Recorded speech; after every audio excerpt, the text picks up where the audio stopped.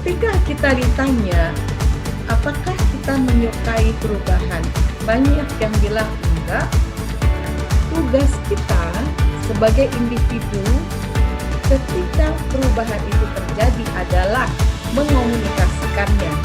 Setiap saat itu sebenarnya berubah, tapi ada perubahan yang sangat halus sehingga kita nggak merasa berubah. Ada perubahan yang begitu besar sehingga ketika itu berubah kita langsung shock.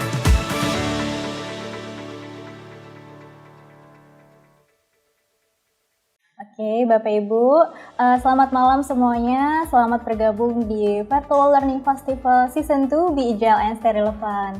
Sebelumnya perkenalkan, saya Sri Rizky Wulandari. Bapak dan Ibu bisa memanggil saya dengan Wulan. Saya di sini selaku tim dari Formasi Keladia Group sebagai host. Nah, Bapak Ibu bagaimana nih? Walaupun sudah malam, masih tetap semangat ya Bapak Ibu ya? Masih tetap semangat, dan pada sesi webinar kali ini, selama 1,5 jam ke depan ya, kita akan membahas topik mengenai communicating in times of change yang akan difasilitasi oleh Ibu Imung Hikmah. Yang tadi Ibu Imung sudah mengeluarkan suara emasnya nih. Kepada Ibu Imung, waktu dan tempat saya persilahkan. Ya, terima kasih semua yang sudah hadir di sini. Saya berharap waktu yang Bapak Ibu gunakan malam ini menjadi investasi yang bermanfaat ya. Baik, mari sama-sama berdoa dulu deh ya. Semoga sesi kita kali ini berlangsung dengan baik dan Bapak Ibu mendapatkan manfaatnya. Beberapa detik saja kita tundukkan kepala untuk sama-sama berdoa. Berdoa menurut keyakinan masing-masing, silakan.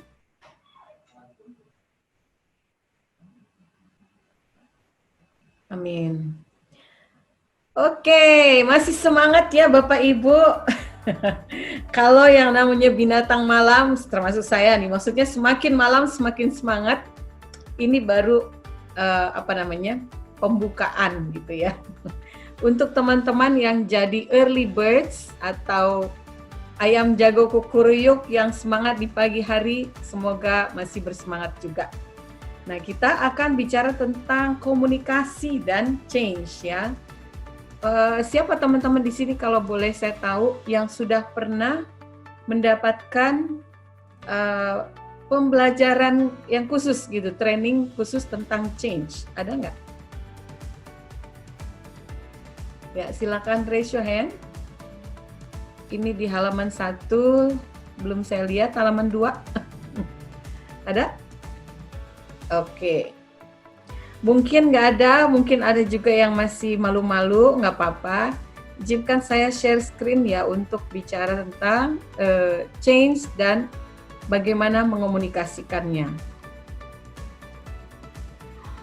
Oke, Bapak Ibu, untuk disclaimer tidak perlu ya. Ini, ada nggak yang sudah tahu, sudah punya ilmu tentang change yang bisa sama-sama dibagi juga? Karena walaupun satu guru satu ilmu, kadang-kadang ada juga insights yang berbeda.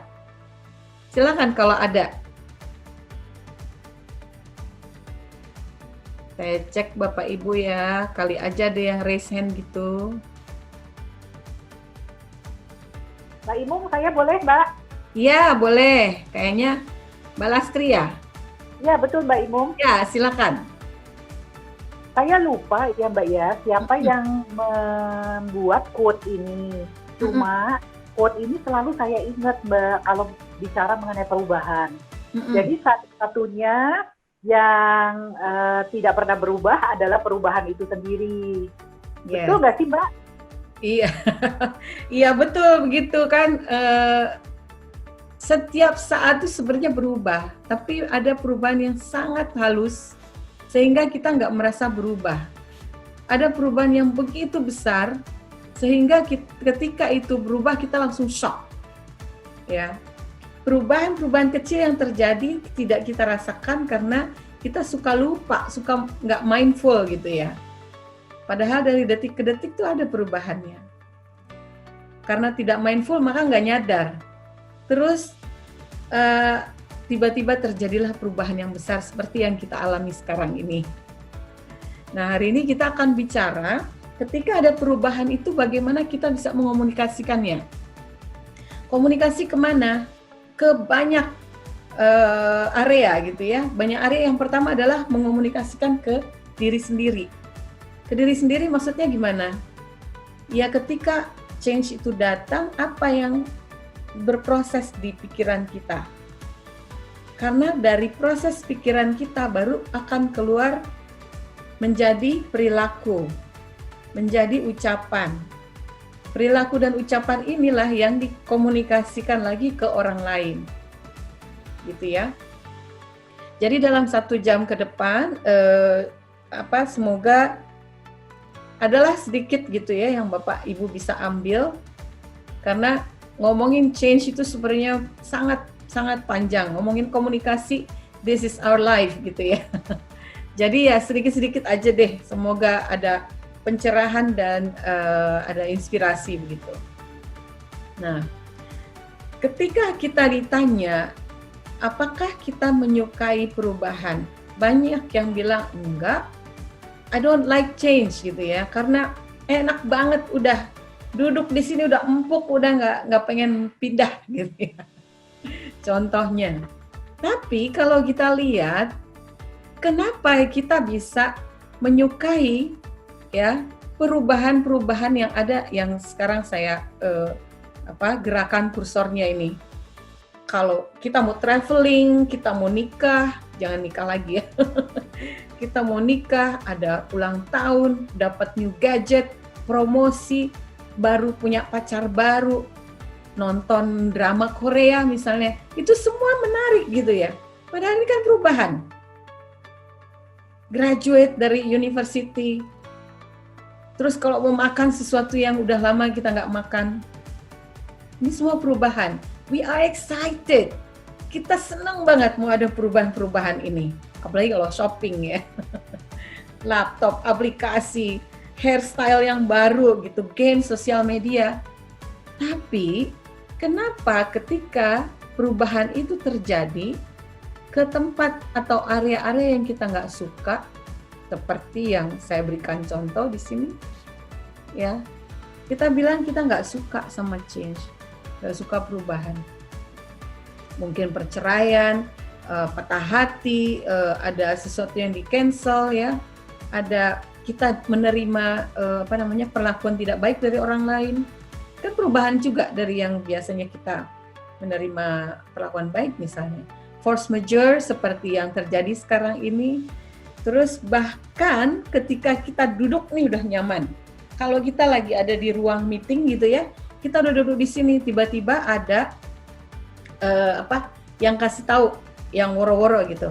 Bapak Ibu silakan maju ke depan, isilah bagian paling depan dulu. Biasanya cepat nggak kita langsung get up and move? Nggak. Kayaknya susah banget untuk pindah dari kursi itu. Makanya jangan heran kalau orang-orang yang punya kursi di government sana ya susah pindah gitu loh, nggak mau. Itu sangat natural, sangat alamiah di kita ya. Nah, untuk memahami kenapanya itu jalannya panjang, tapi setidaknya di sesi ini kita sama-sama akan memahaminya dari cerita yang akan saya ceritakan ini. Mungkin teman-teman sudah tahu ini ya. Ada seekor katak yang ketika itu ternyata dia mau dimasukin ke dalam sebuah sauna. Yang dia pikir itu sauna. Sudah ada banyak rempah-rempah dan lain sebagainya di sana.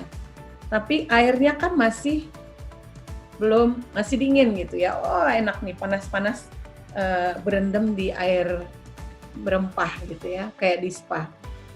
Tapi lama-kelamaan apa yang terjadi? Air bertambah panas, sementara kita, si frog ini, kodok ini, sudah tidak punya kemampuan untuk meloncat keluar dari boiling pot tadi. Itulah perubahan jika kita tidak menyadarinya. Ya, menyadarinya terlambat. Kita udah tahu nih di luar, udah nyantai aja. Bandingkan dengan kalau kodok itu dilempar ke dalam panci yang sudah boiling gitu ya, dia ada kesempatan cepat untuk loncat. Setidaknya kesempatannya lebih baik. Nah, salah satu cara kita untuk menghadapi perubahan supaya kita asik-asik aja gitu ya dan sukses, itu adalah dengan bagaimana kita mampu berkomunikasi tentang perubahan itu. Tadi saya bilang komunikasi ke dalam dan komunikasi keluar. Ya.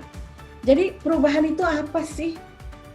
Ada macam-macam definisinya. Nah, kita ambil dari yang paling terlihat. Perubahan itu adalah sebenarnya pergerakan dari yang sekarang ke tempat lain. Pergerakan ya. Bisa juga pergerakan ke masa depan. Mau bagus mau enggak ya seperti itulah, atau situasi yang berbeda dari sebelumnya. Kalau saya sekarang sedang duduk seperti ini, tiba-tiba saya duduk seperti ini, itu pun sebenarnya sebuah perubahan. Tapi kita suka lupa bahwa ini perubahan ya.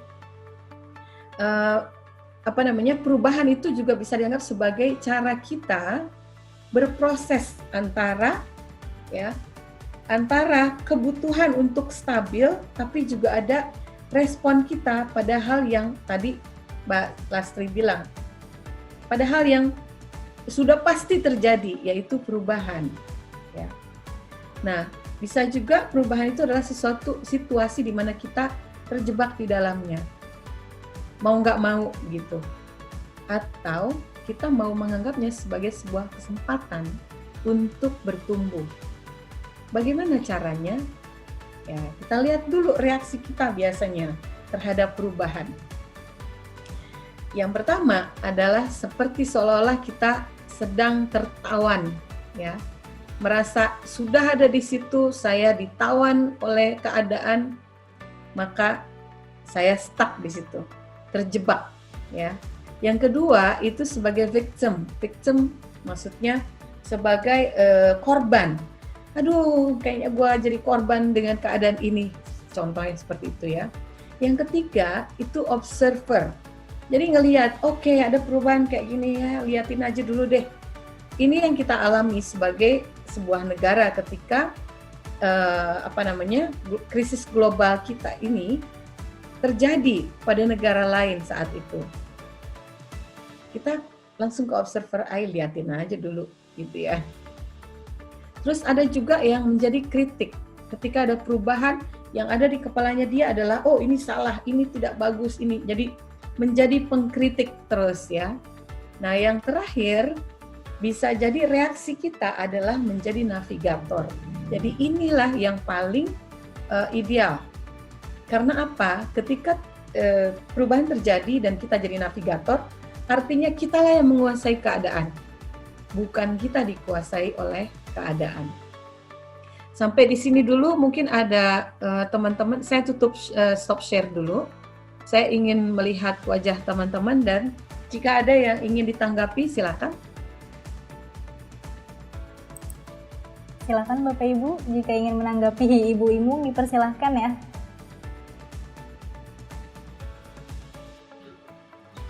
Oke. Gak apa-apa, kalau nggak ada juga saya lanjutin aja. Oke, mungkin belum ada nih Ibu, masih mau nyimak Ibu dulu nih kayaknya. Oke, baiklah, saya balik lagi ya ke share screen-nya. Oke. Ada banyak teori tentang perubahan, tapi saya nggak mau panjang-panjang. Ini satu aja yang kita ambil, metodenya Kurt Lewin ya. Karena ini yang paling jelas terlihat, perubahan itu sebenarnya kadang-kadang mesti dipaksain. Tapi bayangkan gini, kalau kita adalah sepotong es berbentuk balok, mau diubah menjadi berbentuk hati, bisa nggak ditatah?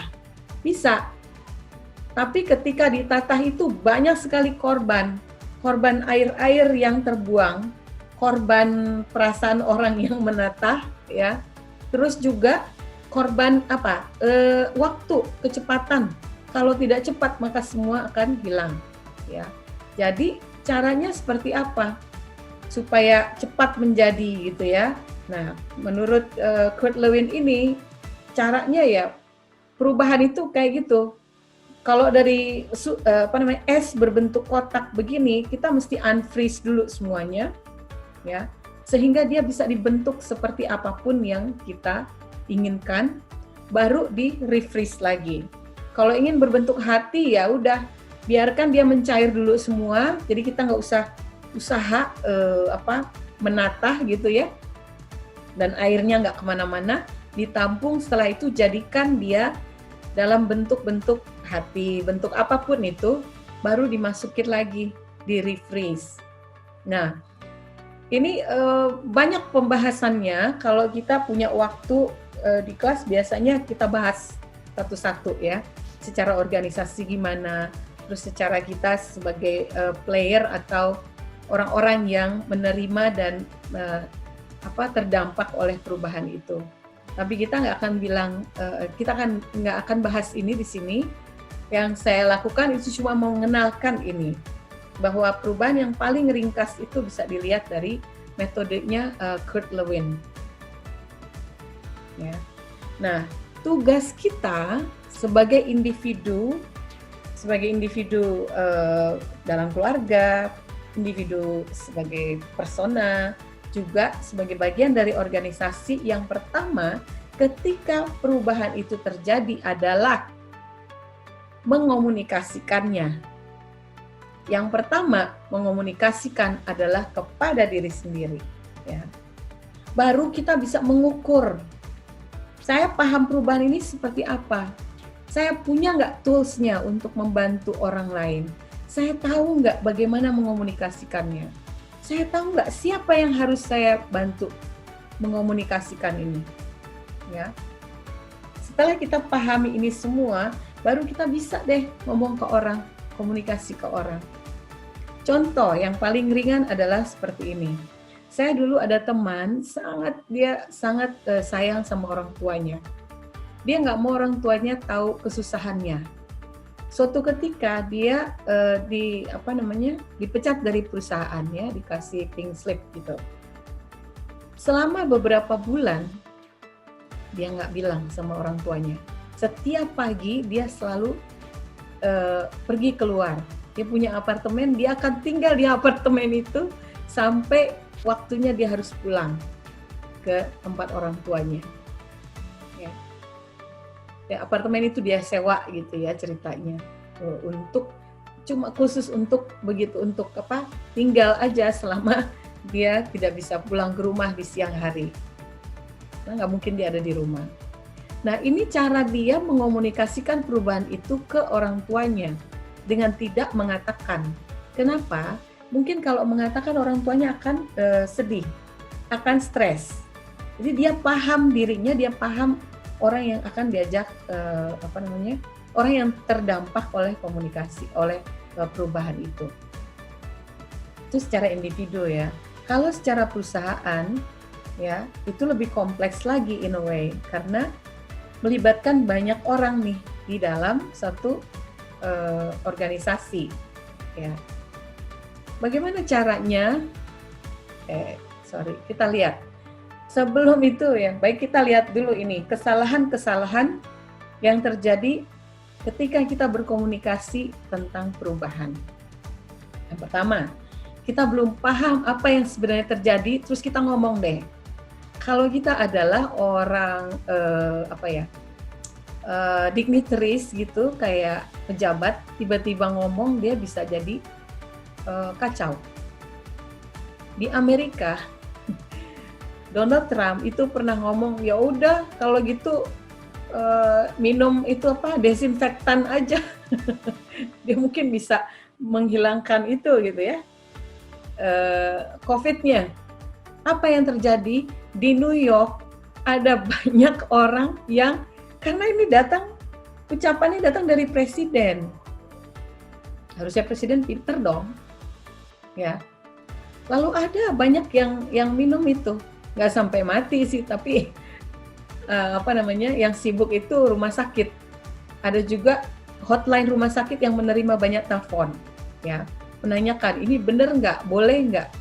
Nah, ini salah satu contoh kesalahan yang terjadi ketika mengomunikasikan perubahan itu, karena dia nggak paham apa yang sebenarnya terjadi.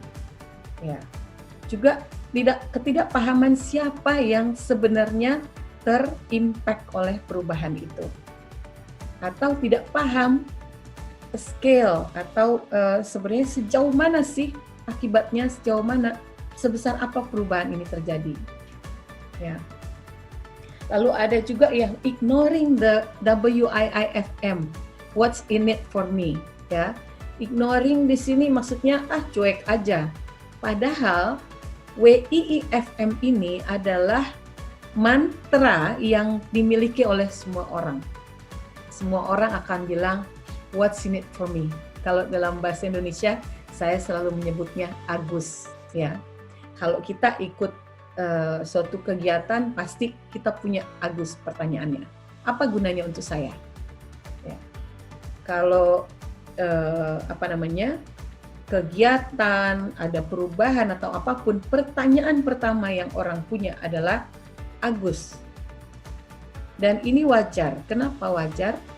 Karena Agus itu adalah salah satu cara kita untuk survive. Kita tanyakan diri dulu, ini untuk melindungi diri kok, nggak masalah. Yang masalah adalah ketika kita mengomunikasikan ini tanpa berpikir tentang Agusnya orang itu. Lalu yang terakhir adalah strategi dan eksekusi yang buruk ketika kita mengomunikasikan perubahan itu. Mungkin teman-teman ada yang tanya, emang siapa sih si ibu ini bisa-bisanya ngomongin ini gitu. Saya ada pengalaman di beberapa perusahaan yang memang saya mengelola komunikasi di beberapa perusahaan itu. Dan pengelolaan ini termasuk pengelolaan tentang perubahan-perubahan, ya. Dari mulai perubahan kebijakan, perubahan organisasi, perubahan nama, perubahan struktur, perubahan pimpinan, banyak macam-macam. Ya, dari internal communications and external communications. Oke. Ya, saya akan memberikan 2 contoh. Contoh ini sengaja saya ambil dari luar, karena kalau dari dalam nanti menimbulkan kontroversi. Saya nggak siap. Ya, yang ini communications gone wrong. Maksudnya apa? Bukan gondrong ya. Gone wrong ya. Jadi komunikasi yang akhirnya salah, ya. Dan kesalahan itu berakibat besar pada orang. Jadi ceritanya si Cartoon Network itu mempunyai ada perubahan program. Programnya ini dikomunikasikan lewat ini salah satu kartunnya itu namanya Moony Night, ya, Moony Night. Dan si kartun Moony Night ini sama dia tuh dibikin LED-nya seperti yang Bapak Ibu lihat di sini. Ya, ini saya kursornya saya gerakkan. Dan di sebelah sini kalau Bapak Ibu lihat ini ya. Nah, ini dipasanglah oleh beberapa artis yang dibayar oleh Cartoon Network untuk memasang di bawah-bawah jembatan. Jadi kalau malam LED-nya tuh nongol kelihatan gitu ya. Ding ding ding ding. Padahal kecil-kecil nih. Mereka menempatkan di bawah 20 gitu ya. Untuk orang artis ini keren banget. Nah, seminggu setelah itu, seminggu tuh nggak ada kejadian apa-apa. Tiba-tiba seseorang melihatnya. Dan dia khawatir itu adalah bom. Maka dia telepon polisi. Ada seluruh pemerintahan daerah itu, ini di mana ya, lupa, di Minnesota I forgot the name yang kotanya, di Boston, sorry ya, ada di Boston. Iya, apa yang terjadi? Akhirnya ribut semua karena ketakutan. Mereka membutuhkan waktu berjam-jam untuk ini ya, mengumpulkan ini semua, polisi-polisi dan lain sebagainya. Yang terjadi apa? Akibatnya ya, at the end, Cartoon Network harus membayar $2 juta untuk kerusakan yang diakibatkan oleh ini. Dan artisnya itu harus ikutan kalau di sini sih social work gitu ya, kayak nggak dipenjara tapi dia harus dihukum lah gitu ya, selama berapa ratus jam gitu untuk bekerja untuk sosial. Nah ini salah satunya ya, perubahan yang terjadi yang dikomunikasikan dengan kurang baik, kurang lihat konteksnya. Kenapa? Karena di Boston saat itu memang orang lagi ketakutan sama bom. Jadi ada lihat apa-apapun dikira bom gitu. Ya. Lalu yang kedua, ini contoh lain lagi. Waktu ada oil spill di Gulf of Mexico, ya, BP. Mungkin ada teman-teman yang dari BP di sini, mohon maaf ya. Saya ngambil ceritanya, bukan saya ngarang loh. Ngambil ceritanya dari berita-berita media ya. Jadi ketika ada oil spill itu, otomatis kan orang PR-nya, orang komunikasinya tuh rame. Mereka membuang banyak uang untuk membuat iklan-iklan supaya persepsi orang tentang perusahaan ini tambah baik. Tapi apa yang terjadi? Bahkan sampai waktu itu Presiden Obama aja protes. Ngapain sih buang-buang duit untuk iklan, padahal bisa digunakan untuk membantu pembersihan laut di sana ya, yang kena oil spill, yang kena minyak-minyak tumpah itu. Nah, suatu ketika ditambah lagi ketika mengomunikasikan ini, si CEO-nya, orang yang paling tinggi di perusahaan itu, Tony Hayward, ketika ditanya oleh media, ada kata-kata dia yang membuat BP share-nya menjadi turun. Ya, dan kata-kata itu adalah, emangnya, ini bahasa Indonesianya, emangnya lo doang yang capek, gue juga capek, gue juga pengen hidup gue kembali, gitu ya. I want my life back. Ini ucapan-ucapan yang tidak empatik, ya, ketika mengomunikasikan perubahan itu. Yang terjadi apa? Sahamnya turun, reputasinya turun, dan tidak sampai 2 minggu kayaknya. Pokoknya dalam waktu 1 bulan itu dia turun tahta. Padahal dia adalah orang yang paling tinggi di BP. Ini salah 2 dari contoh-contoh bagaimana komunikasi can go wrong. Ya. Kalau komunikasi yang personal gimana? Ada banyak contohnya. Tinggal tanya aja sama diri sendiri. Nggak usah kemana-mana. Nah, bagaimana sekarang kita prepare to communicate? Sekarang kita yang jadi leadernya atau kita yang jadi followernya? Leader maksudnya gimana? Kita lah saat itu yang harus mengomunikasikan ya perubahan itu. Follower, orang yang menerima perubahan itu, orang yang terdampak perubahan itu dan menerima informasi itu ya. Untuk yang leader, apa yang pertama harus ada di kepala mereka? Empati.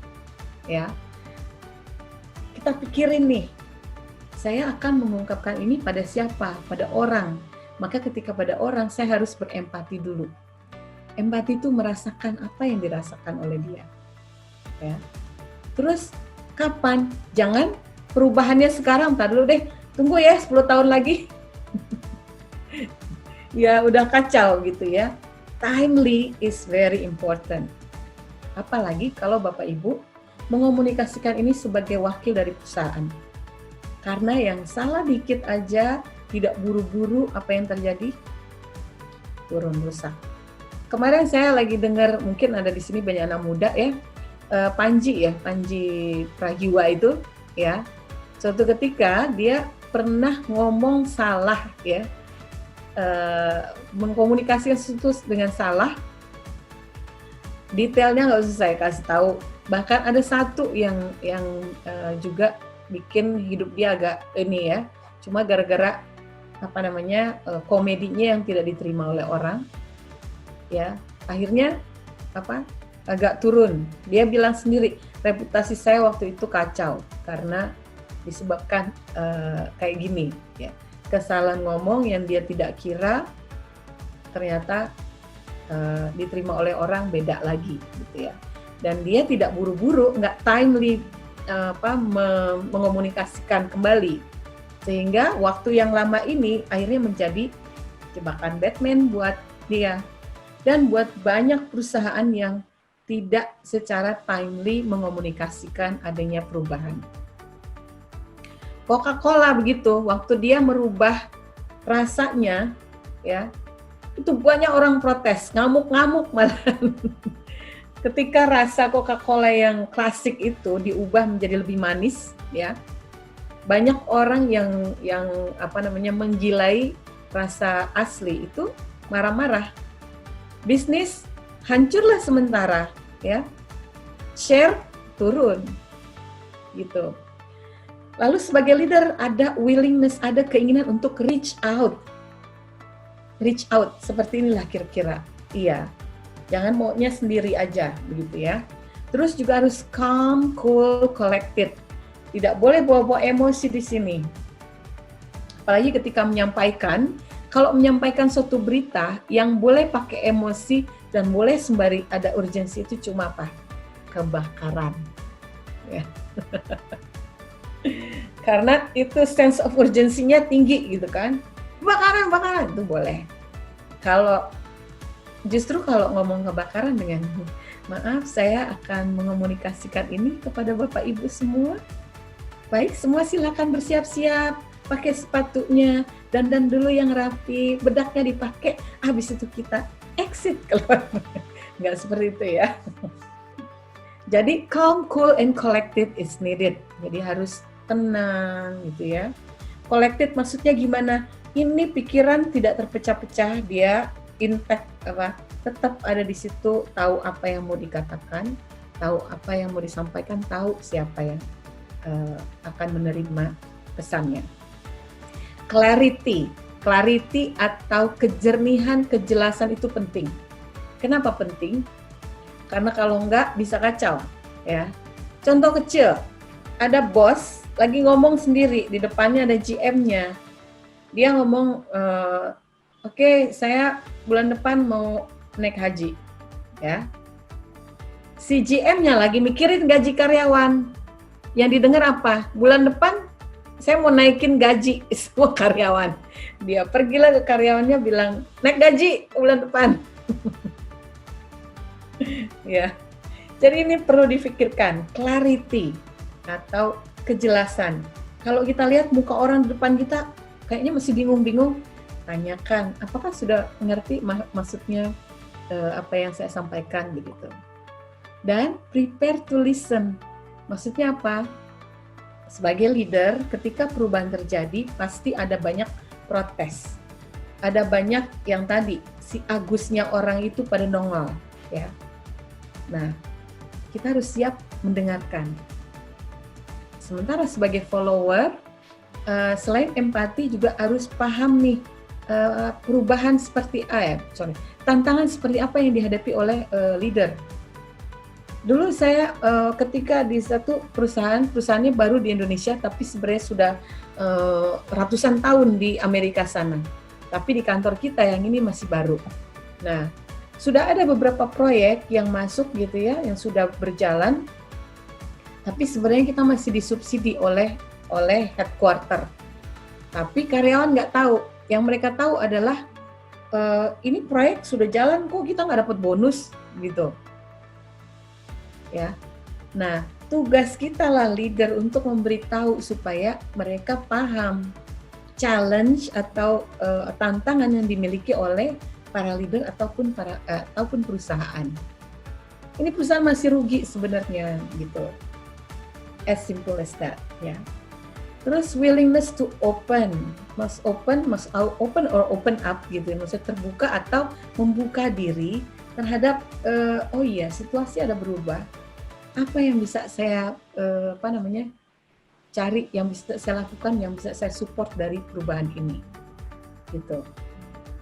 Dan accept in graceful mood, maksudnya graceful itu gini, ia berterima kasih lah bahwa perubahan itu dikomunikasikan. Jangan belum-belum ngamuk, belum-belum udah emosi, karena itu tidak menyelesaikan masalah. Yang terakhir, be assertive. Be asertif maksudnya apa? Bertanyalah, mintalah haknya, tapi juga hormati haknya leader dan orang yang memberikan informasi tersebut. Begitu. Nanti ada satu lagi, tapi sebelum ini mungkin ada teman-teman yang mau menanyakan, silakan. Mbak Imung? Iya, Mbak Lastri. Mbak, Mbak, yang tadi Mbak Imung share itu mengenai teori, mengenai metode Kurt Lewin. Ya. Boleh tolong dikasih contoh dalam kehidupan sehari-hari, Mbak, yang unfreeze, change, lalu refreeze, Mbak. Makasih, Mbak Imung. Ya, thank you, Mbak Lastri. Contohnya gini deh, kalau ini dalam kehidupan sehari-hari di rumah ya, saya biasanya misalnya tidur jam berapa? Saya biasa tidur malam, jam 12, jam 1 gitu ya. Terus untuk berubah, saya perlu penyadaran baru kan, perlu sadar bahwa ya terlalu malam nih tidur jam segini, harus lebih early. Nah untuk lebih early itu ada proses. Jadi ketika dari freeze, dari S itu menjadi unfreeze, kita harus melepaskan. Proses melepaskan itu unfreeze ini kalau di S itu biarkan S-nya meleleh. Kalau dalam hal kita, iya oke, saya terbuka nih, oke deh. Kalau gitu saya harus membuat disiplin baru. Tidur lebih early, nanti bangun lebih early lagi. Contohnya begitu. Ya.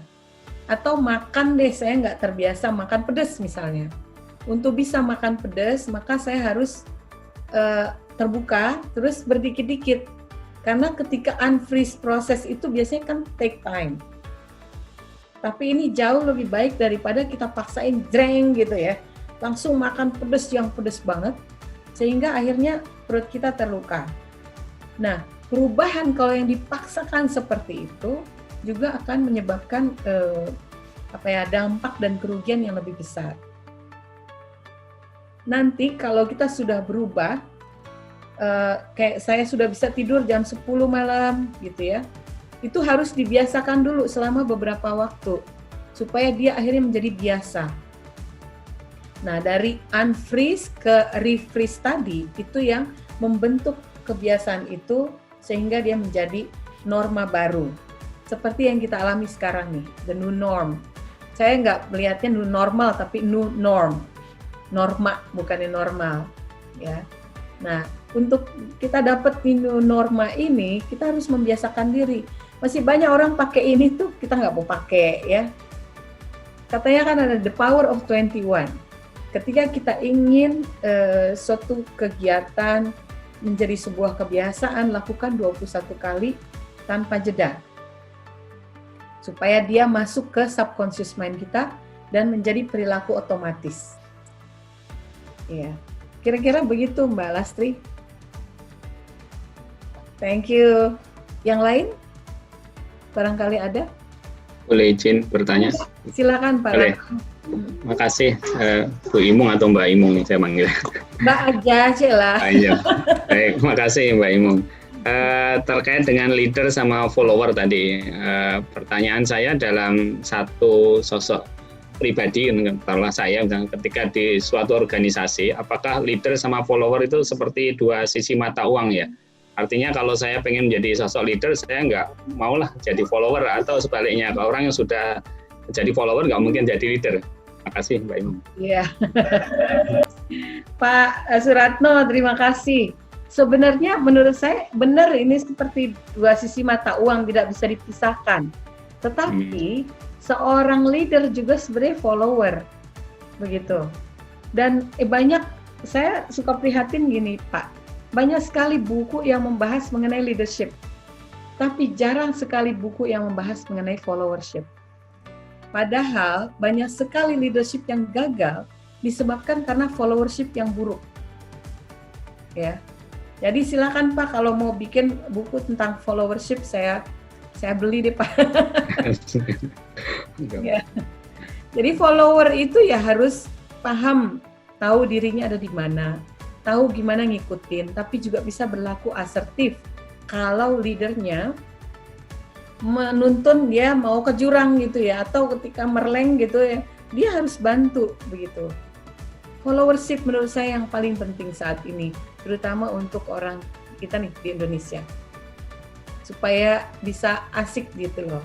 Saya selalu belajar followership itu dari banyak tempat, termasuk Pak dari Gojek dan saya kalau saya lagi bonceng Gojek Pak ya. Kenapa? Coba deh, Bapak kan suka naik motor juga ya.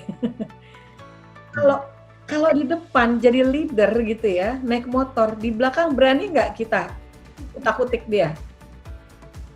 Enggak kan? Gelitikin misalnya, atau bahkan kalau misalnya motor itu kan ada ngepet begini ya, miring begini. Yeah. Kita akan ngikutin kan yang di belakang duduk supaya ini stabil. Coba kalau misalnya kita duduk di belakang tapi kita olengnya ke sebelah sini, bukan ke sini, maka jatuh. Ya. Jadi leader sama follower dua-duanya harus punya tahu diri, punya ilmu tahu diri dan paham ketika itu jadi siapa. Tapi seorang leader juga seorang follower. Seorang follower juga seorang leader, setidaknya menjadi leader untuk dirinya sendiri. Kira-kira begitu Pak Ratno. Terima kasih Mbak Imung. Ada lagi? Ya, Pak Adityo. Ya, selamat malam Mbak Imung. Mau tanya dua hal mungkin. Satu mengenai yang timely response tadi. Misalnya kita melakukan statement yang salah gitu terhadap satu changes. Gitu. Gimana caranya kita tahu bahwa yang kita lakukan atau yang kita komunikasikan itu salah? Karena kan tadi contoh dari Mbak Imung, CEO-nya BP, itu salah ngomong tapi itu natural gitu. Dia mungkin tidak menyadari melakukan kesalahan itu. Terus seperti Panji juga mungkin politically dia melakukan statement yang salah gitu. Tapi itu memang dia gitu, memang datang dari pribadi dia sendiri. Begitu juga dengan kita gitu kan. Kita ketika melakukan kesalahan mungkin nggak akan tahu kalau yang kita lakukan itu impact-nya besar gitu. Jadi kita bahkan tidak tahu when is the right time untuk melakukan perbaikan itu. Dan jadi pertanyaannya adalah strategi apa untuk melihat bahwa komunikasi kita itu salah atau benar impact-nya, itu satu. Terus dua, ketika ternyata sudah terlalu jauh impact-nya itu berat, teknik apa yang perlu dilakukan yang terbaik untuk damage control tersebut? Apakah seperti Trump cuek bebek terus gitu, udah tahu salah tapi tetap aja melakukan kesalahan yang lain terus-terusan karena dia memang Trump gitu. Ini memang gue gitu. Kalau orang nggak suka ya udah gitu. Nah itu gimana? Apakah ada teknik khusus dari itu? Dua itu aja. Terima kasih. Oke, makasih Mas Adityo. Jadi strategi apa yang bisa dilakukan untuk membuat perubahan itu timely tadi ya bisa terjadi gitu ya Mas ya? Atau bahkan mengenali, bahkan mungkin kita kan tidak tahu kalau kita melakukan kesalahan atau tidak karena itu natural kita gitu ya. Ya. Kalau makanya di Indonesia ini agak-agak rumit ya, agak rumitnya gini. Kalau kita adalah seorang leader, jarang-jarang anak buahnya tuh berani ngasih tahu, ya. Tidak ada keberanian itu, tidak ada rasa confident atau rasa percaya diri untuk mengatakannya. Kenapa? Karena dia juga nggak yakin apakah dengan ngasih tahu gini gue malah dipecat ntar gitu. Nah itu diperlukan untuk leader. Diperlukan apa yang disebut dengan humility atau perasaan rendah hati. Perasaan rendah hati ini penting untuk seorang leader. Sementara perasaan tinggi diri, maksudnya confidence gitu ya, itu perlu dimiliki oleh anak buahnya. Justru followernya yang harus punya confidence tinggi. Jadi yang orang yang sudah tinggi ini dia agak turun ke bawah, yang di sini naik dikit, sehingga gapnya tidak terlalu besar. Nah, sebagai leader yang punya humility atau rasa rendah diri rendah hati tinggi, maka dia akan terbuka terhadap masukan dari anak buahnya atau karyawannya. Dan dalam hal ini kalau dua orang ini Tony Hayward misalnya atau Panji, itu bukan karena mereka tidak punya humility. Saya merasanya dua-duanya itu karena masalah emosi. tidak hal yang buruk punya emosi, karena emosi itu penting. Yang bisa menjadi buruk adalah ketika dia sudah diejawantahkan dalam perilaku yang tidak cocok dengan lingkungannya, dengan sekelilingnya, begitu. Jadi dalam hal ini kalau Tony Hayward itu karena dia sudah capek, jadi emosi jiwanya tuh nongol gitu ya melalui ucapan itu. Ini keluar subconsciously. Begitu juga mungkin Panji. Atau ketika gitu kan, wah semangat, kita lupa. Siapa yang mengingatkan kalau dalam hal ini gitu ya? Pikirannya. Kalau kita sering berlatih, maka ini bisa dikendalikan. Kalau di luar itu, maka sebagai leader harus berusaha terbuka terhadap pengalaman pikiran orang lain, terutama anak buahnya. Satu saya kasih contoh Pak, Mas Adityo.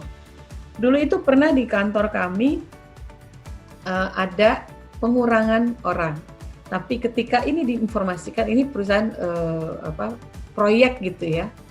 Nah, tahu sendiri kalau di proyek ada gonjang-ganjing ya, orang-orang di proyek itu susah kan, mereka kualitas pekerjaannya jadi menurun.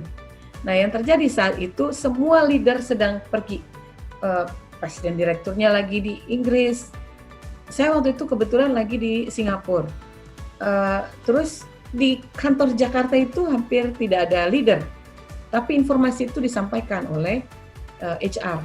Nah, yang terjadi apa? Yang lain-lain yang tidak terkena juga semua pada malas kerja gitu. Dan mereka malah bilang, ini gimana sih leader-leader kok komunikasi seperti ini begini aja. Akhirnya saya juga jadi marah gitu ya.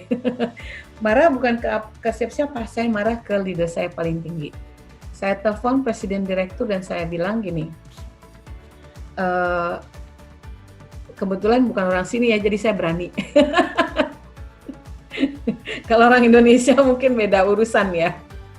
Saya bilang gini, I don't care if you're going to fire me for what I'm going to say now, but my only intention is for this company, gitu ya. Saya bilang, kalau saya dipecat gara-gara saya ngomong begini, silakan.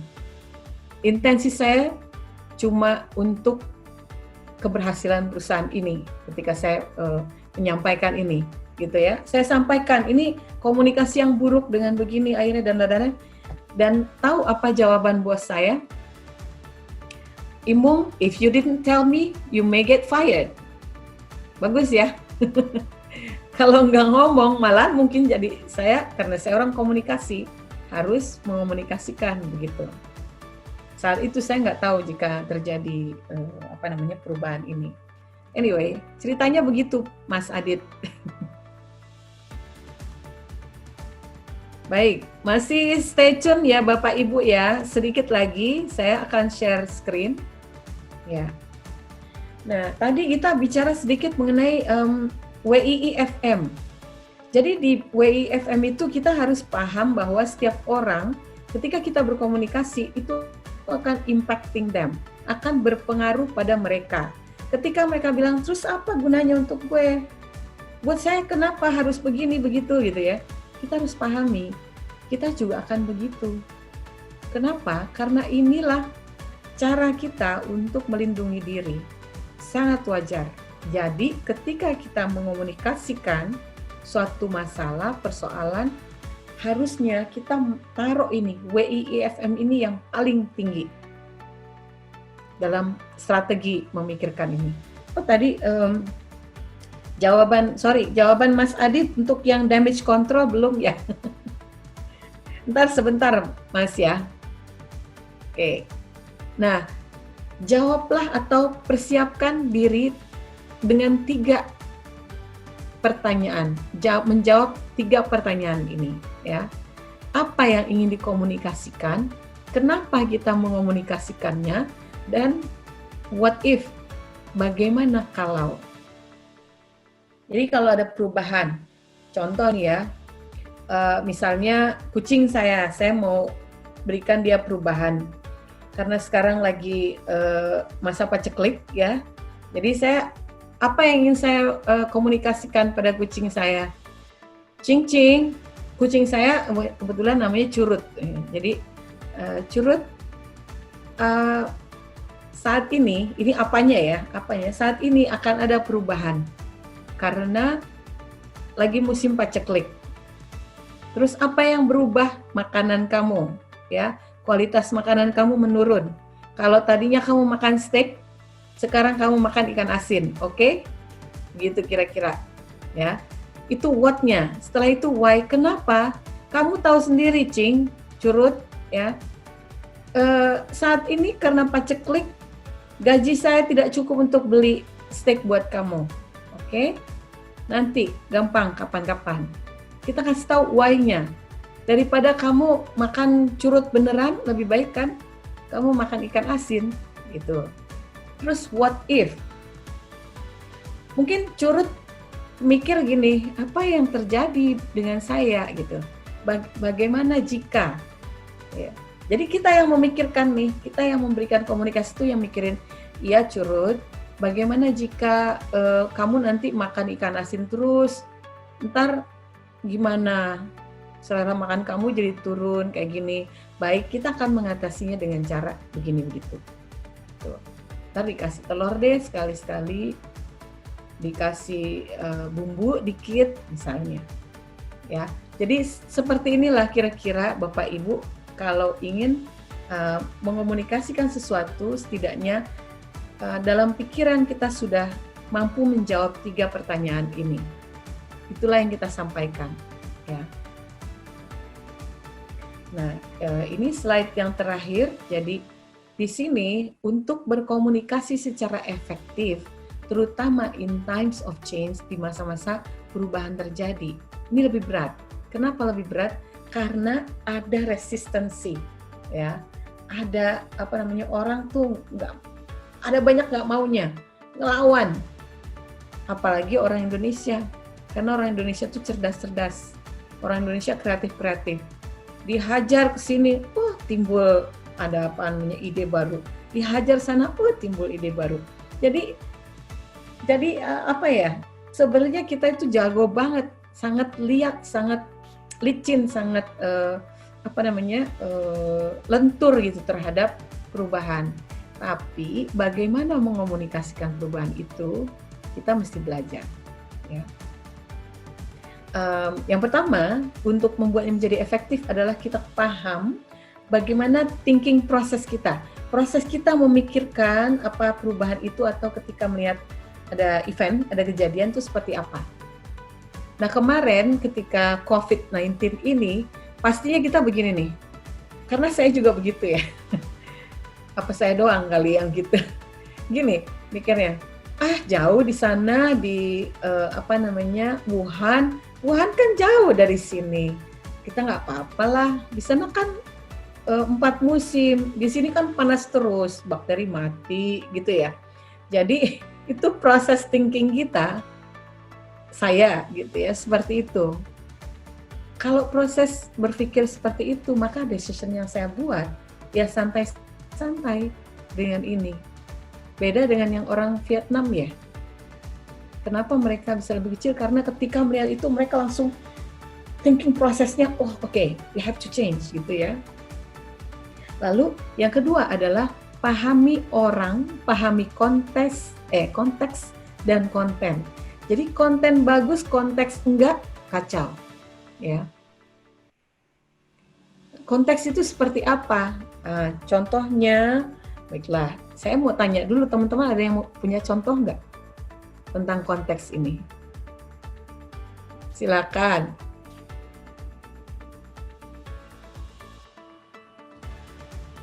Oke. Kalau tidak ada, gini ya, yang paling mudah contohnya konteks itu adalah budaya misalnya ya. Kalau orang Indonesia, ini yang paling gampang ya, konteks begini. Kalau orang Indonesia ketika ketemu orang, itu ada nggak yang kita nanyanya, the weather is really good, isn't it? Gitu ya. Cuaca hari ini indah sekali. Pernah nggak kita ngomong begitu? Hampir tidak pernah. Karena cuaca kita itu kalau nggak musim hujan ya musim panas. Itu yang disebut dengan konteks, ya. Bukan itunya, maksudnya salah satu contoh konteks itu seperti itu. Ketika kita berkomunikasi, kita menyesuaikan dengan situasi, dengan budaya, dengan siapanya, dengan demografi, dengan psikografinya orang. Kalau misalnya ngomong tentang gadget, dengan ini bukan masalah gender ya, tapi konteks. Kalau saya ngomongin gadget dengan perempuan, ya mungkin akan beda konteksnya dengan kalau bicara tentang gadget ke para laki-laki, gitu. Ini salah satu contoh aja. Kalau saya ngomong dengan orang Jawa, mungkin konteksnya saya harus gini, ngomongnya yang sama gitu, bahwa kita harus berubah. Tapi ngomong orang Jawa itu harus lembut saya. Nah ini konteksnya. Bapak Ibu, monggo mari kita semua berubah ya Pak, Ibu. Konteks. Ya. Kalau dengan orang di Medan sana, saya nggak apa-apa, saya harus ngomong dengan cara begini. Kalau saya ngomong, Bapak, Ibu, nggak cocok, ya. Contohnya seperti itu, konten dan konteks. Lalu yang ketiga, memahami bagaimana pesan disampaikan. Ini ada 3 V-nya. 3 V itu adalah vokal, verbal, dan visual. Ya, vokal contohnya. Kalau kita punya anak buah misalnya ya, anggota tim, kita mau let the person go. Mau dia harus keluar dari perusahaan karena perusahaan tidak sanggup lagi misalnya. Saya nggak mungkin kan ngomongnya dengan cara, Pak duduk sini Pak, perusahaan nggak suka Bapak lagi, udah Bapak keluar aja. Karena ketika saya bicara begitu, delivery saya berarti tidak mengindahkan 3 V tadi, vokal, verbal, dan visual. Kalau dengan tadi konteksnya, kalau di depan saya, anak buah saya adalah perempuan, maka saya bicaranya tuh harus pakai narasi. Ya. Narasi dulu, ngobrol apa. Kalau laki-laki, logis aja udah, realistis aja. Ya, itu konteksnya. Bagaimana kita menyampaikan, tergantung 3 V tadi, vokal, verbal, dan visual. Visualnya seperti apa? Jangan ketika menyampaikan kabar nggak enak seperti ini, muka kita cengengesan. Ya. Bapak, Ibu, ya Pak, maklumlah kita perusahaan lagi nggak ini nih. Bapak, Ibu dipecat ya. Contoh. Ya, itu namanya rada gila ya emang sih. Ini saya kasih contoh ekstrim biar Bapak Ibu mengingat aja sebenarnya. Ya. Lalu memahami yang keempat, memahami bagaimana kita memproses reaksi dan respon. Ketika ada kejadian, ketika ada perubahan, apakah kita bereaksi atau merespon? Bereaksi itu pakai emosi emosi jiwa tadi ya. Emosi itu sebenarnya bagus loh, jangan keliru ya.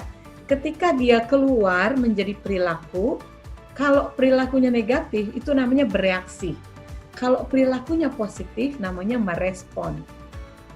Perilaku yang negatif contohnya apa dalam hal ini? Menjadi agresif, marah. Menjadi pasif, bodo amat. Menjadi pasif agresif. Dia pakai dengan diam-diam menusuk dari belakang, itu pasif agresif. Lalu kalau yang merespon seperti apa? Ia menjadi asertif. Kalau ada sesuatu yang tidak diketahui, saya harus bertanya, saya harus mendapatkan penjelasan, saya harus mendapatkan hak saya, tapi saya hormati hak Bapak. Contohnya seperti itu. Ya. Lalu yang terakhir adalah bagaimana kita mempresentasikannya, mengomunikasikannya dengan cara yang empatik dan otentik. Ya. Otentik di sini maksudnya ya sesuailah kata hati, terus nggak usah berpura-pura ya. Kalau memang sedih ya sedih, ungkapkan. Tapi kalau marah jangan langsung marah-marah ya Pak. Itu bukan authenticity. Ya, kira-kira seperti itu. Nanti kalau ada yang mau bertanya silakan, atau menanggapi silakan. Iya Bapak Ibu, ada yang ingin bertanya? Sudah dipersilahkan oleh Ibu Imung apabila ingin bertanya.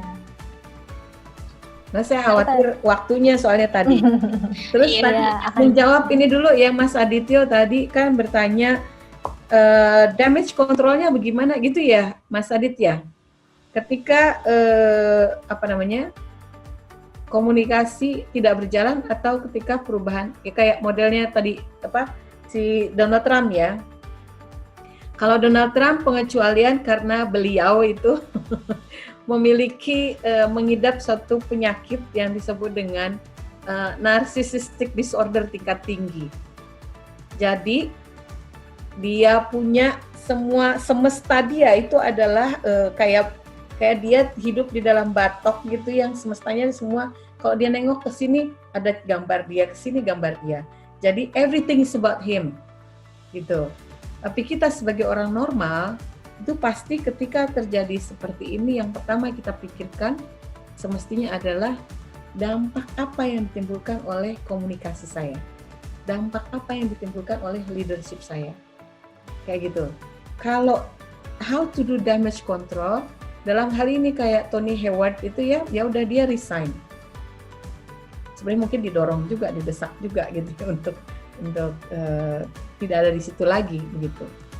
Karena masalahnya trust perusahaan itu attach atau nempel sama reputasinya dia.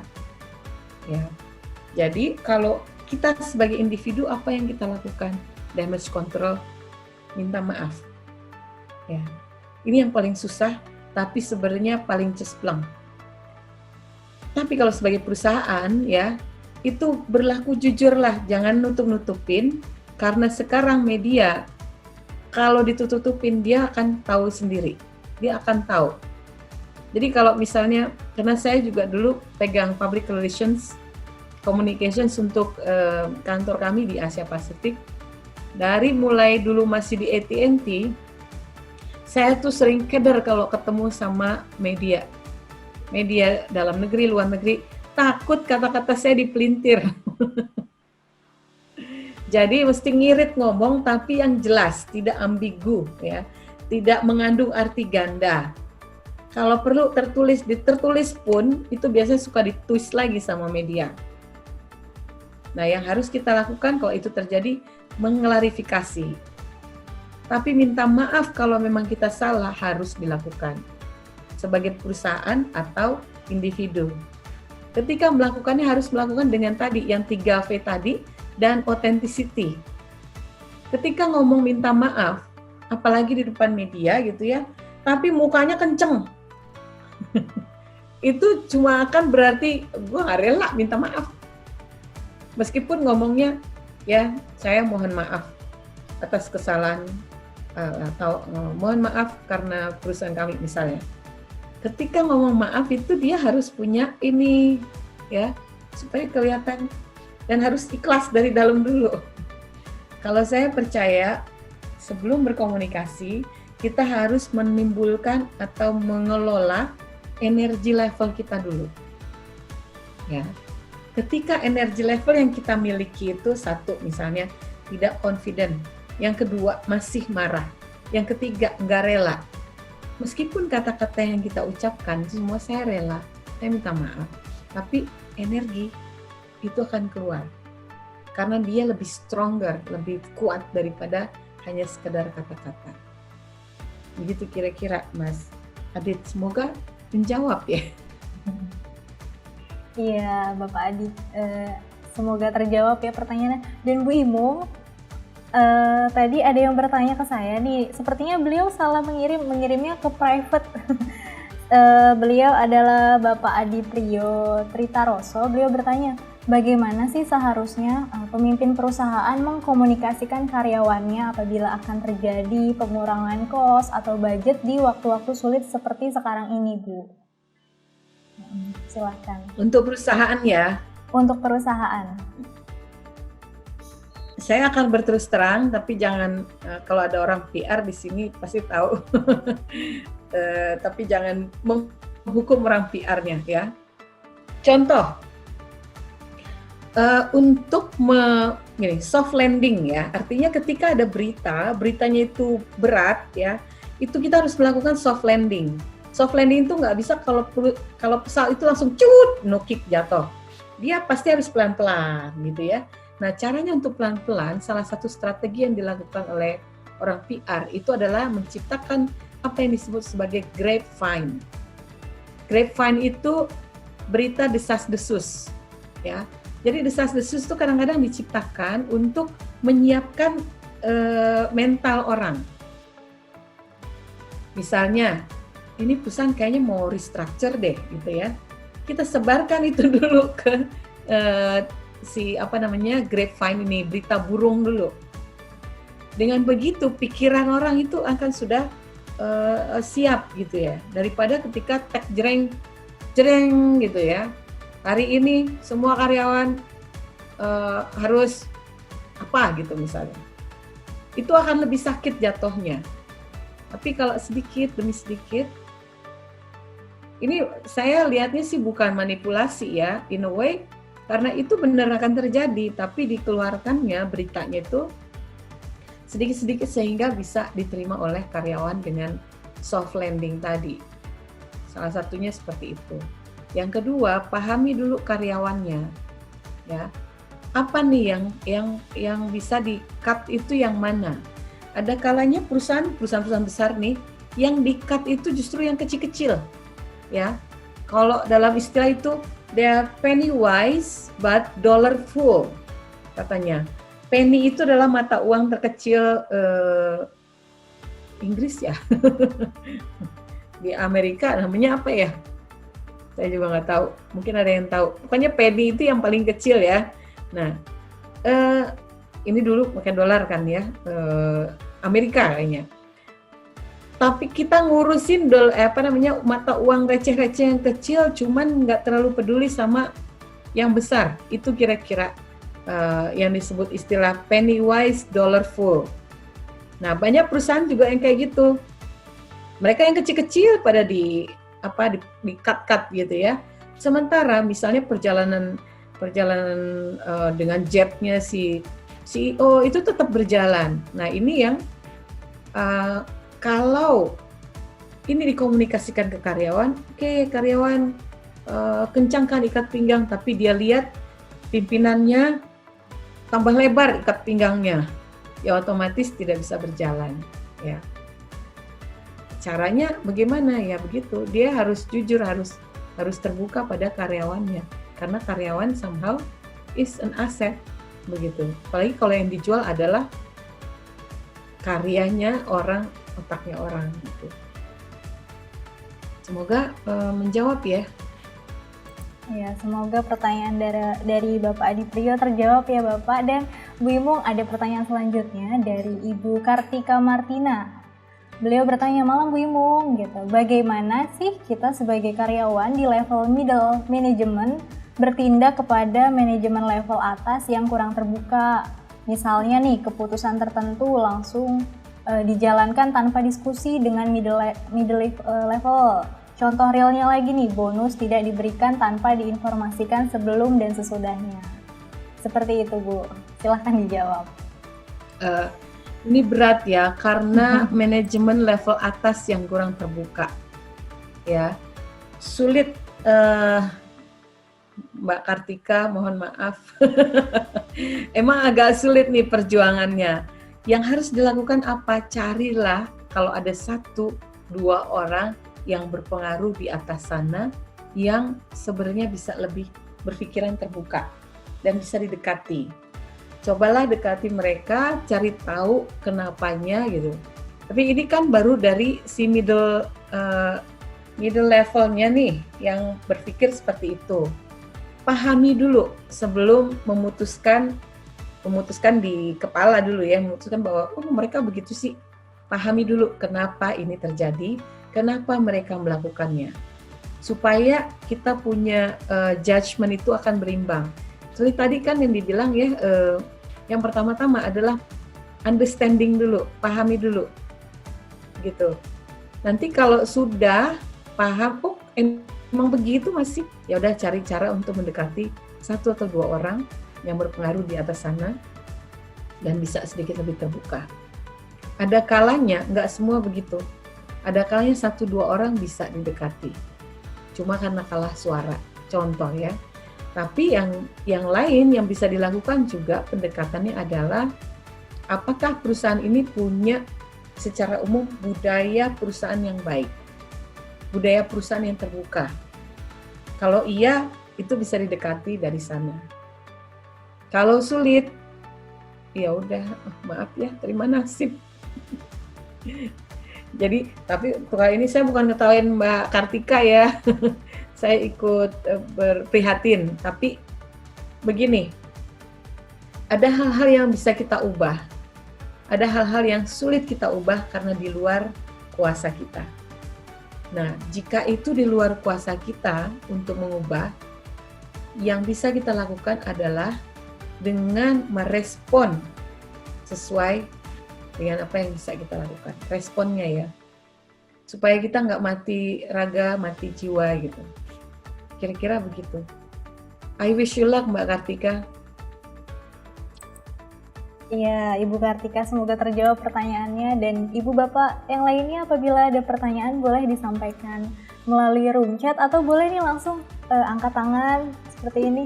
Iya, langsung ada nih Bu Imung. Pertanyaan dari Bapak Yoga Wira. Saya Yoga dari BPR Gianyar, Ibu. Bagaimana cara melakukan komunikasi persuasif dalam hal ini? Mengarahkan lawan bicara agar bisa mempertimbangkan atau bahkan menyetujui keputusan kita. Contoh nih, persuasi nasabah bank agar dapat menyetujui kebijakan bank, terutama terkait COVID ini. Terima kasih, Ibu. Terima kasih Pak Yogi ya. Pak Yoga. Pak Yoga, sorry Pak Iya, Yoga. betul. Iya, jadi gini, kebanyakan dari kita ketika kita melakukan, ini sih crash course ya Pak ya, karena kalau persuasive communications itu bisa panjang lebar juga. Begini, ketika kita berusaha persuasi orang, seringkali kita pakai our point of view. Jadi pola pikir, pola pandang kita sendiri. Bukannya kita pahami dulu pola pikir, pola pandang, pola cara dia membuat keputusan gitu. Ketika kita mampu menyelami mereka dan menggunakan kode-kode bahasa itu banyak, ada kode bahasa verbal dan non-verbal ya. Kode bahasa verbal yang kita gunakan yang milik mereka. Kode bahasa non-verbal yang kita gunakan yang milik mereka juga. Contoh kode bahasa non-verbal adalah cara mereka duduk, cara mereka ini ya. Itu dari situ kita bisa dapat insights ya. Jadi saran saya kalau seperti itu adalah pertama selami dulu orang itu seperti apa.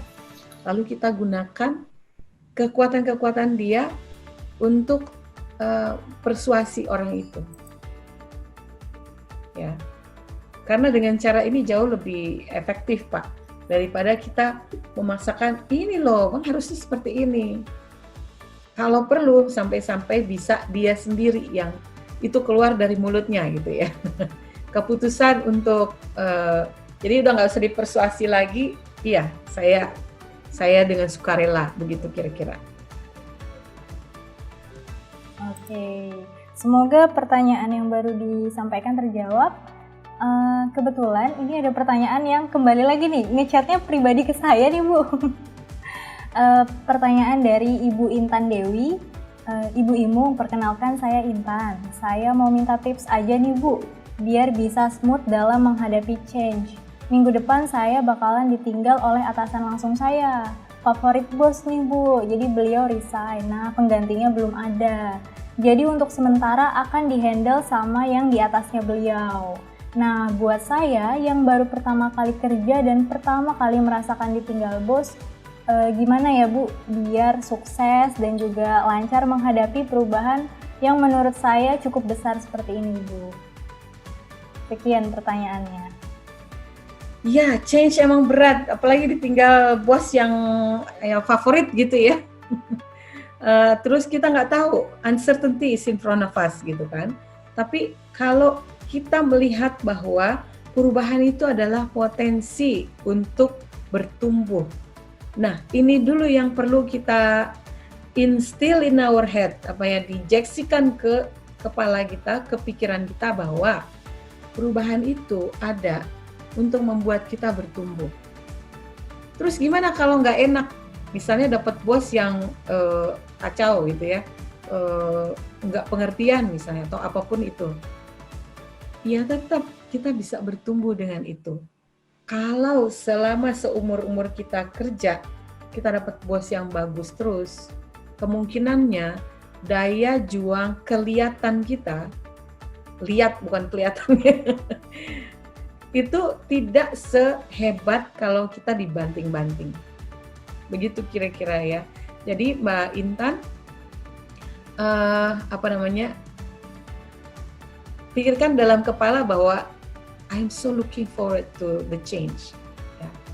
Karena change is good, gitu loh. Jadi dalam pikiran change is good, change is potential for growth, gitu. Juga kayak gini, selami, udah kayak penyelam aja, selami bahwa this is a journey, gitu. Ini perjalanan. Jadi katanya orang itu sebenarnya sama perubahannya sih nggak takut. Tapi yang perlu dikenali, perlu di-recognize, perlu oh iya, saya tahu kau hadir di sini gitu ya. Itu adalah transisinya. Karena di transisi ini yang bikin kita suka males. Ini yang bikin kita suka menolak gitu ya. Nah, penolakan itu terjadi karena tadi transisinya itu dari keadaan ini pindah ke keadaan ini, di tengah-tengahnya ada transisi. So recognize that journey, that transition to make you happier. Gitu ya. Jadi lebih happy kalau kita, oh iya, memang ada transisi ini. Ada nggak enaknya, saya sadari tidak enak ini. Saya sadari kehilangan rasa sedih saya, kehilangan bos yang seru gitu ya, yang baik. Karena dengan cara begitu, maka proses perubahan itu bisa less painful, lebih bisa dihadapi, nggak terlalu sakit gitu. Semoga membantu Mbak Intan. Makasih Bu Imung. You're welcome. Masih ada yang ingin bertanya lagi kah kepada Ibu Imung? Bapak dan Ibu? Boleh dari saya Bu, Pak Suratno. Iya, Pak Ratno. Satu pertanyaan lagi ini ya dari Pak Suratno ini ya. Oke, silahkan Bapak. Terima kasih Mbak Imung. Terkait komunikasi efektif, yaitu di poin bagaimana kita memahami untuk mendeliver pesan itu. Ada 3 V tadi, vokal, verbal, visual. Cuman terkadang masalahnya itu ketika mood atau suasana hati kita sendiri nih Bu. Satu sisi ada tugas yang harus kita sampaikan ke bawahan, beritanya nggak enak gitu.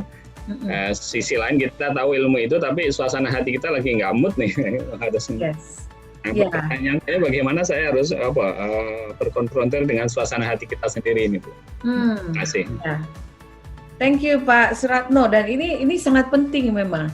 Yang tadi saya sebut 3V itu adalah style delivery kita. Tapi sebelum itu kita kan harus mengenali. Yang pertama tadi saya sebut adalah mengomunikasikannya pada diri sendiri dulu.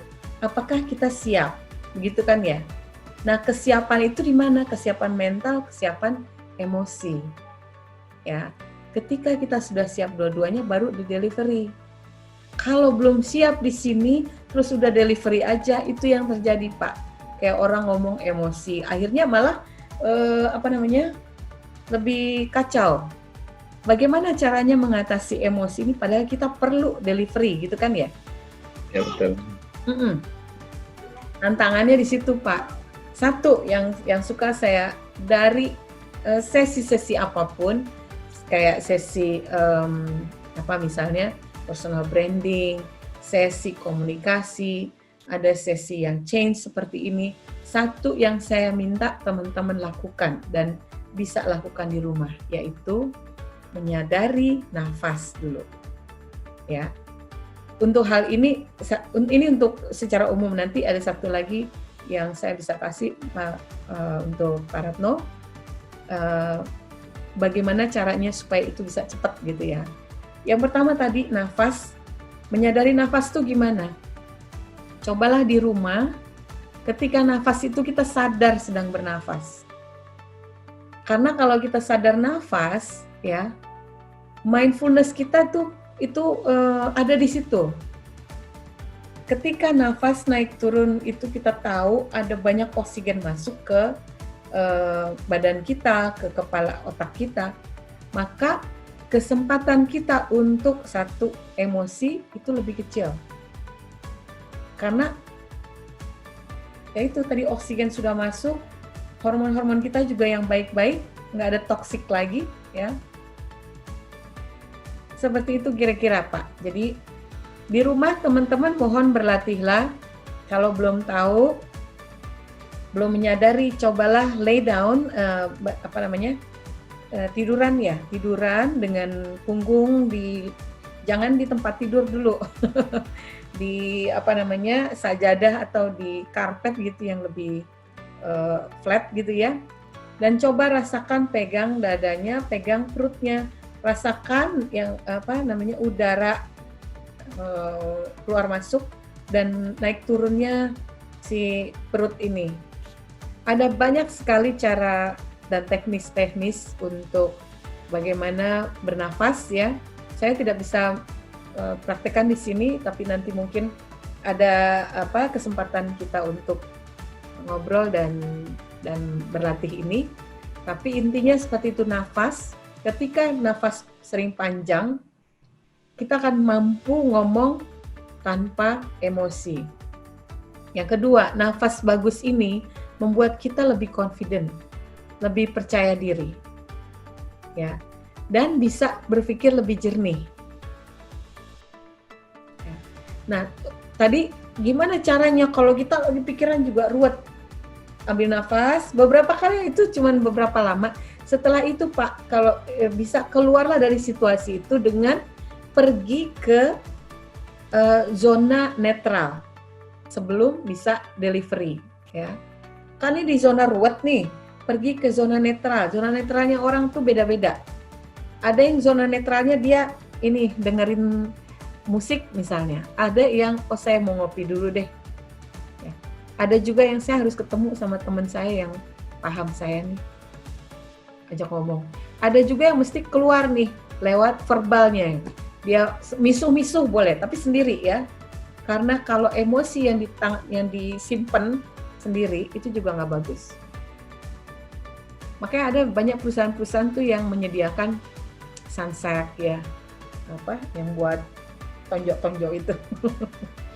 Atau ada malah yang boleh digambarin siapapun gitu ya, ditempel di situ. Ini sebenarnya untuk melepaskan ya. Harus ada zona tempat dia melepaskan. Kalau sudah sangat parah, kalau belum bisa ke zona netral dengan berdoa, dengan minum, dengan mendengarkan musik. Tadi nafas dulu yang pertama. Seperti itu kira-kira Pak. Oke, semoga pertanyaan dari Bapak Suratno terjawab ya, dan mengingat waktu sudah malam dan sebelumnya kami mohon maaf tadi karena juga masuknya terlambat karena ada kesalahan teknis. Tapi apabila Bapak dan Ibu ingin semisal ingin bertanya sesuatu, boleh nih langsung ditanya melalui akun YouTube kami, karena kami ada akun YouTube di channel Foster and Bridge Indonesia, di mana YouTube kami membahas dengan interview-interview bersama dengan praktisi yang membahas mengenai topik dan juga tema dari soft skill. Nah, karena nanti ada sesi terakhir kita foto bersama, Bapak dan Ibu dimohon untuk mengaktifkan videonya ya Bapak Ibu.